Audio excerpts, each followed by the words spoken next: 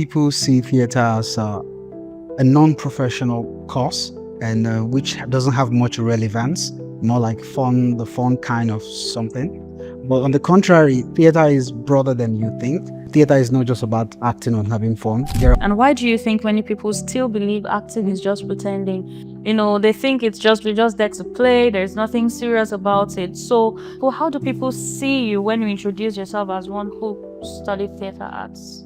I think you're very correct. I think it's kind of hypocritical for the society to look down on people studying performing arts while you pay and spend time at the cinema to watch some people act. I mean, it's hypocrisy for me. So I tell you, Pa, this Honorable Alhaji Louis and telling Albert, do you know I contest for election when 2023? Well, I contest someone, it's not to play one. Why are you laughing? Theater is the mirror in which people see the society and still enjoy it. Let's say when we watch Patient Ozoko treating a maid badly, but she's treating someone badly, right? But it's at the same time she's entertaining you. But she's saying acting is a conscious communication that requires action and dialogue. Now, take note of the words I used. The first word is conscious. By the virtue of being conscious, whatever an actor is doing, the actor is conscious of it. You understand?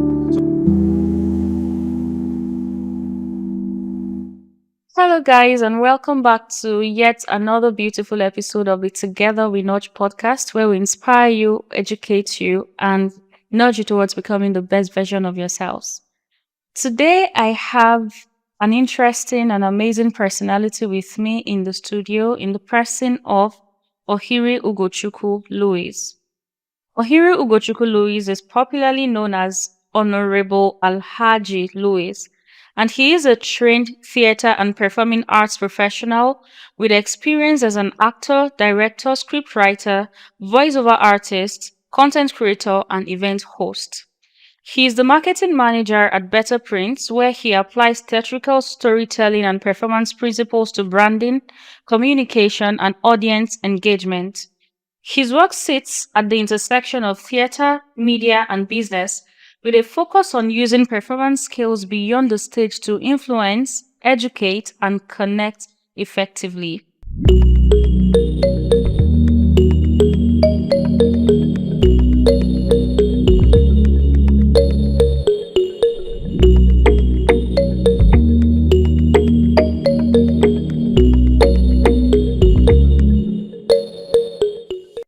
Our dear, awesome, and amazing viewers, join me to welcome Ugochukwu Ohiri to the Nudge Studios. You're welcome. Thank you very much for having me in the studio today. It's a pleasure. So today he'll be taking us through an interesting title, which is Acting Isn't Pretending: The Discipline, Psychology, and Power of Theater. All right, before we get really into our topic for today, I would like to start from the very beginning. What first pulled you toward theater and performance, and when did you realize that you want to pursue a career in theater? Okay, a very interesting question. I would say someone advised me to go into theater, and that was back then when I was in Nuhu Bamali Polytechnic. I was doing my IJMB, and I was contemplating then what course to study after my IJMB. And I know I belong to a group in church, an acting group in church. So I had this fantastic performance. We had one performance and I did very great. And then, as I said, I was still contemplating on what course to, study in the university. So my friend was like, "Are you sure you will not go into acting?" And immediately, when he said that, that kept ringing in my head, and I was like, maybe this guy has a point. And then after my IJMB, I applied for theater and performing arts in ABU Zaria. And lo and behold, I got admission, and that's how the journey started. Oh, wow. Amazing. That's interesting. So when you tell people you studied theater, what assumptions do they usually make? And why do you think many people still believe acting is just pretending? This is a real life experience now. I've heard people say that, why would you go to the university to study theater arts? They think it's just we're just there to play, there's nothing serious about it. So do you get, like, how do people see you when you introduce yourself as one who study theater arts? I think you're very correct. People see theater as a non-professional course and which doesn't have much relevance, more like fun, the fun kind of something. But on the contrary, theater is broader than you think. So when I got into theater, I got to understand there are different dimensions to theater. Theater is not just about acting or having fun. There are also other branches to theater. There is even also a developmental part of theater where you use theater for development, you know. And when you look at the practice itself, aside acting, you also have people who are in the light engineering department of theater, the light people, directing, acting, script writing. So it's a whole lot of package, but people just see only one aspect of it, which is maybe people being bohemians. By being bohemians, I mean just pleasure seekers. I think that was one of the words I learned when I got into the university. One of my lecturer had to explain to us. People have a misconception about theater practitioners as just fun seekers, and which is far from the truth. It's a whole broad term. As I said, there are different dimensions to it. So if someone sees me and thinks that I'm just making fun, wait until maybe we share some ideas and you know that theater is more than just having fun. There are ideologies to theater. There are ideologies to theater. The same way you have ideologies in economics, the same way you have ideologies in other courses. There are ideologies to theater. Yeah. Maybe the basic ones you know the tragedy, you know the comedy, you know the tragic comedy, right? Yeah. So you ask yourself, how do I come up with this concept? How did people come up with this concept of tragedy, comedy, tragicomedy? If we want to go deeper, we have so many other theories that bet theater ideas. We have the existentialism, we have the existentialism, we have the socialism, communism, all these things you know about, like this you know about in economics and all those psychology and the rest. They are embedded in theater. They are embedded in theater, and these are some of the things that formulate theater, aside just the acting that people know about. Oh, amazing. That seems like a whole class. It's a whole lot, trust me. All right, then. So, from your experience, what kind of discipline does acting actually demand that the audience never gets to see? Oh, did the audience? I mean, I don't think the audience don't get to see it. Maybe okay, maybe in some cases where actors do bad jobs on stage. So this is my definition of theater, or let me say acting. When we say theater, it's broad. Let's say acting. Acting, acting is a conscious communication that requires action and dialogue. Now, take note of the words I used. The first word is conscious. By the virtue of being conscious, whatever an actor is doing, the actor is conscious of it. You understand? So let's say I was put in a scene to cry. Why am I crying? I was put in a scene to laugh. Why am I laughing? These are conscious actions that I need to take because I'm trying to make the audience understand something. That is why I'm doing those things. And as we know, theater is a mirror to the society. You know, theater is the mirror in which people see the society and still enjoy it. Let's say when we watch Patient Ozoko treating a maid badly, but she's treating someone badly, right? But it's at the same time she's entertaining you, but she's sending a message to you. Let's say on a regular term, if you see someone treating someone badly outside, of course you might be like, "What are you doing?" Like you may want to intervene, understand? Yeah. But when you see it on TV or when you see it on stage, it's entertaining you. At the same time, you are grasping the message. It's like an orange. You're sucking out the juice. You're taking it in. You understand? So that's how it works for acting. So it's a conscious communication that involves action. By action, when an actor acts, use different sign languages, semiotics to depict what they're trying to say. Then, of course, with the words as well. You know, sometimes you need to change your voice, use a particular tone, or just to send a message, Yeah, a conscious message to the audience. definitely. I believe you have to embody a character for you to deliver it. Yeah, sure. I mean, sure. Prior to going on stage, every actor gets a script. Of course, it's pre-planned. You've done your rehearsals. You've embodied your character. You've internalized your character. You have to, for you to be able to portray, for you to be able to send the message properly, effectively, you need to understand it. That's what assimilation, you assimilate the character, embody it very well before you can consciously depict the character. Yeah.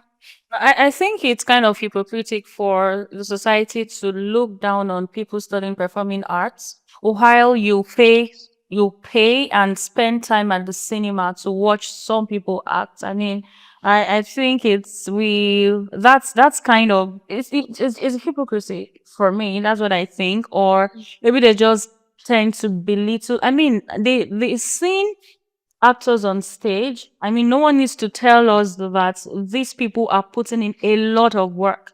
You have to become another person. I mean, it takes so much. I tried acting, which oh my god, it was just my. I don't think I was meant to. It was like a 3 minute scene. I kept going over and over and over. I mean, it was. I'm like, is this what these people do? I mean, actors. Yeah, of I course, you, salute you need you. to be It's you not. need to be intelligent to be a stage actor. So, contrary to or juxtaposing with the TV acting, where you have to cut, oh, cut, you take it again, cut, you take it again. Theater needs a very high level of discipline.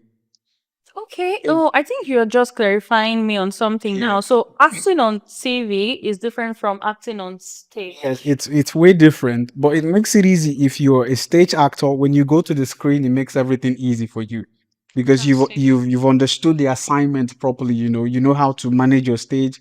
You know how to bring out the emotions. You know how to bring out your characterization. Because of course you just need to convince the audience watching and make them realize that. I mean, it has to be make believe. You have to make them believe what they are seeing. The sport, they are looking at you. So it needs a high level of discipline and concentration for you to be able to, do a good job with that. All right then. So let's look at acting as in the aspect of psychology now. People often talk about acting as emotional work. So how much of it is really about understanding human behavior and psychology? I think everything, as I said initially, there are theories or concepts um, to acting. There are different acting theories. There's one we call Brechtian techniques. So of course, people do undermine theater. They don't know there are a whole lot of things, that have gone on that, carpet. There are a lot of things that have been done to get theater to where it is today. There is Grotowski, there is Stanislavski, there are many different concepts. I mean, telling you different concepts, a whole lot. So about the emotion, right? You're talking about emotion, right? So these theories are what helps to form a character. The theories are what helps to form the characterization. So let's say if I'm trying to depict, let's say Stanislavski, for example, brings about the concept of what's this? One of his concepts using a narrator. Using a narrator, for example. So what's the job of the narrator? Now, when emotions get very high, so his concept is that theater takes people out of the reality. It takes people too much out of the reality. They get soaked into the emotions. So he introduced what we call the narrator. So what does the narrator do? The narrator breaks the ice. When you're too deep into what you're seeing on stage, he comes and tells you, "Oh, wait, please. What you are seeing is not the real thing. We're just trying to, teach you something." And that engages the audience to know if really they're understanding what is going on stage. So it's quite a whole lot. I mean, I only wish people could do some research on theater and understand some of these things and don't just think that it's all about having fun. Hmm. Well, okay. How has studying and practicing acting changed the way you relate with people or real life situations? Oh, well, I think theater has made me a better communicator. Prior to studying theater, I used to be a very shy boy. I could barely speak in the presence of people. But going into theater, having to collaborate with your fellow actors on stage, mingle with people, act in front of 1,000 people, in front of a crowd. So of course you just have to be a better communicator. You have no choice. You have no choice. And in relating it to real life situation, so um this is what theater does to you. While you're going through those acting, you're trying to make people understand things. While you're trying to make somebody understand, you're also understanding it. So if I'm Yes. trying to depict a character, why did Adewale kill his brother? of course, he had a miscalculation of emotion. So you see, I'm understanding why characters do what they do. And because I have a better understanding of why this person did this, when I'm now taking that in and using it in my own personal life, so I'm conscious now of the things that I do on stage or the things that I do while acting. I know, okay, should I have done this better? Should I have done this way, or should I have done it that way? So a whole lot. It has helped me in my communication skills, even being very vocal, talking to people, even emotional intelligence, getting to understand people's psychology, understand people's emotions, psychology, and a whole lot. I mean, a whole lot. Theater has done a whole lot to my life, to be honest. It has done a whole lot.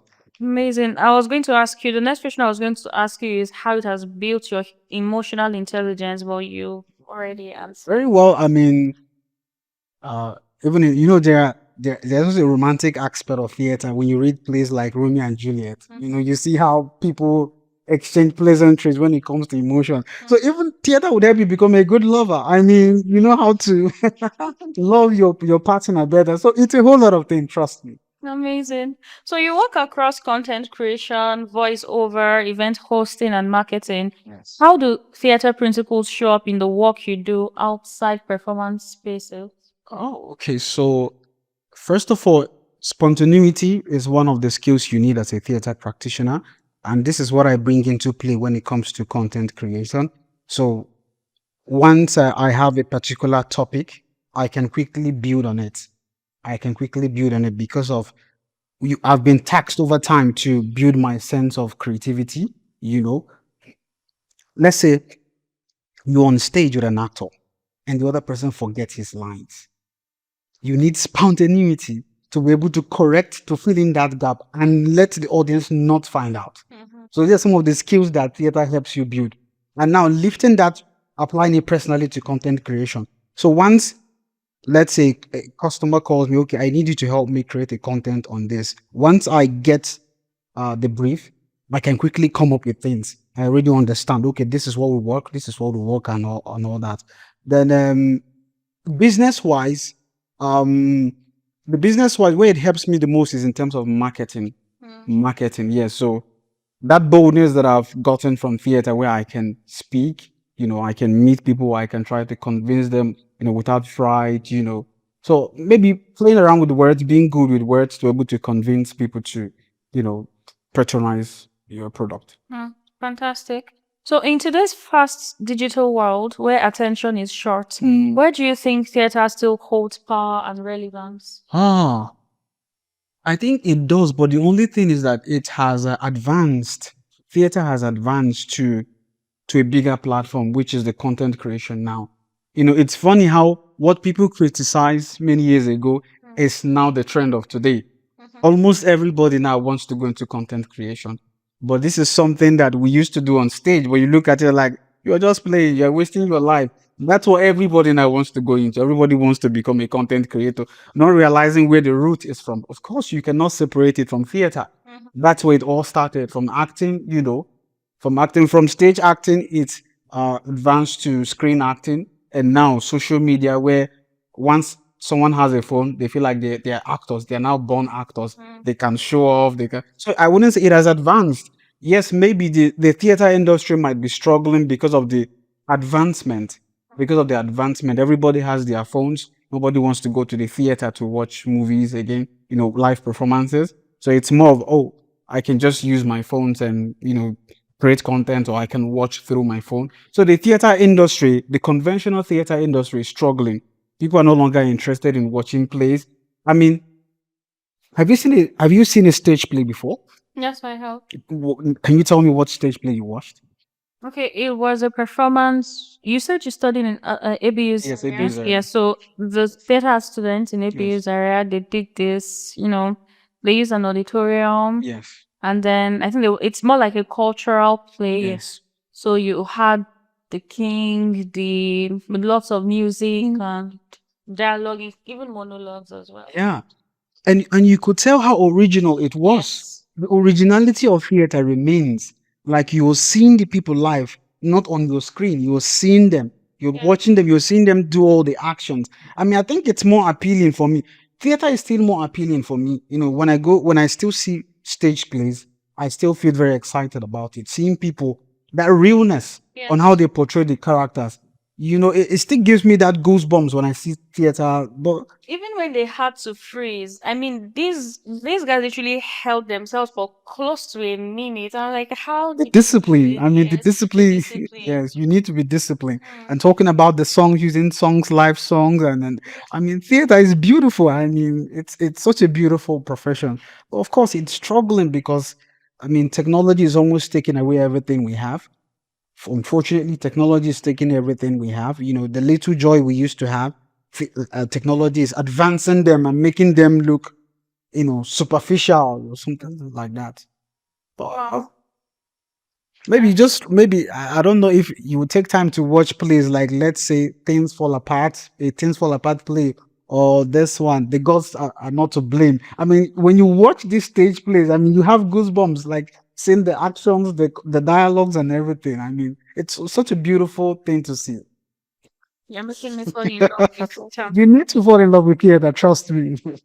Okay. If someone is considering theater but feels unsure because it doesn't seem practical, in quote, what would you want them to understand about the value of this discipline? I mean, theater, the discipline of theater and performing arts. Okay, I think my advice would be, the world is growing very fast, and I urge everybody to grow with the world. So if you decide you want to go into theater, it's a good yes, you can do that. You can go into theater, but don't limit yourself to just stage production. Yes. That's my advice for you. Don't limit yourself to stage production. When you go into theater, try to learn other components of theater. As I said, there's a development angle to theater. You can also verge into the development angle to theater. Now, talking about the development aspect of theater, we did some developmental courses then where we go into villages and we try to sensitize people how they could use theater to bring about change. Yes, theater can bring about change. Let me give a scenario. We go into a community, let's say a healthcare organization goes into a community and, oh, come, we want to immunize your kids. And people are like skeptical. No, we're not sure of what you're here to do.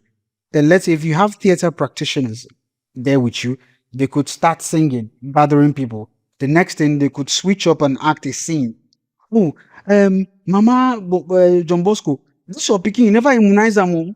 Then maybe the kids comes in the scene and like, Mommy, my leg is paining me, or my head, I'm having headache or something, some theater, show off there. Then what's happening? What's happening? Maybe not because of say I not take immunization. Instantly, you're sending a conscious message to the people who didn't want their kids to get immunized. So they're like, oh, let's go and check it out. From there, I can tell you, maybe not 100%, but at least 50% would grasp the message and they would want to come and engage in what you're doing. We tried this so many times and it worked. We go into a community, people don't want to engage. Once we start some theater practices, before you know they're coming, they begin to buy it. So just the beauty of theater, where theater can offer a whole lot. So you can verge into the other dimensions of theater, even the lighting, the engineering part of theater. Don't just restrict yourself to acting. There's also script writing in theater, directing in theater. You could write books, novels, plays. So quite a whole lot. So don't limit yourself to even the content creation aspect is also, on vogue at the moment. So don't box yourself. Explore everything you can, and with the current reality. Okay, I like what you did with the When I say, sure thing. So can you do something? I'm still to entertain our audience now. So can you do something? Maybe some things around the North Studios or anything. Like just in 1 minute, just act something fun. Oh, okay. I mean, this was not planned for, but let's see what we can do. Well, I embody a character which I call Honorable Alhaji Louis. So the character is more like someone from the northern part of Nigeria, and the northern accent. So I tell you, Pa, this Honorable Alhaji Louis and telling Albert, do you know I contest for election? Wait, 2023. Well, I contest someone. It's not to play one. Why it happens? It's not. I contest for elections. And I can. What is my party at that time? I don't forget my party. Okay, no problem. What will happen is that 2027, I will contest again. So I will prove to you where I'm a politician. So you will believe me that I do in politics very well. I think I had something I had something like a party which I formed. There was a embezzlement, public fund embezzlement party. You know, so that's it. I embody a character Honorable Alhaji Louis, and I do my Hausa kind of something. Okay, so I want to stretch. I want to stretch you further. Okay. So, what's one piece of advice or encouragement you'd give to anyone who dreams of pursuing theater, performance, or any creative path, but feels uncertain to take their first step? The advice is take that step, or just take anyhow you want to do it, just take that step. Anyways, but what I can say is that if you intend to verge into theater, try not to box yourself on one particular aspect of theater. Try to explore other options of theater. You could do the script writing, content creation. Content creation can even be embedded into theater now. You could talk about the engineering aspect of theater. You could learn how to lightning, costume, Make you know, right? yes, event management, event management, location, be a location manager. So there are other angles that you can look at. Don't just box yourself up on just acting. You could also look at the developmental part of theater. Just make sure you embody everything. I mean, like, to be honest, I don't think just one knowledge can sustain you right now in Nigeria. You see somebody doing this business and they're doing multiple businesses. So don't box yourself up with just acting. Try to explore every dimension of theater, even the educational aspect of it. Being a lecturer, no, just make sure you explore to the fullest. That's my advice. Wow, amazing. Thank you so much for coming on our show. I had so much fun, especially with the unpacks thing. The Alhaji Louis, you like it, Yes, Papa? I do. I like it. No problem, Elmaria. Hey, she don't laugh. She laugh, but she like Alhaji Louis. Alhaji's have money. Ladies like people that have money. Pick up. So, if we would like to connect with you on social media, how do we find you? Oh, that one is a small little one. Social media is very open for anybody to find me. If you're looking for me, you can find me on Facebook, on Instagram, and even on TikTok myself. You just type Honorable Alhaji Louis and I will appear. You put Honorable HON, then Alhaji Louis, you would find me. Very easy myself. Okay, Honorable Alhaji Louis, we'll definitely find you. And yes, of course, we will appear to us. Yes, of course, one. All right, then. Thank you very much for joining in today's episode of the Together We Notch podcast. Don't forget to keep improving on yourself, keep working on yourselves. Until next time, follow us on our social media handles at The Notch Studios. Bye for now. Bye.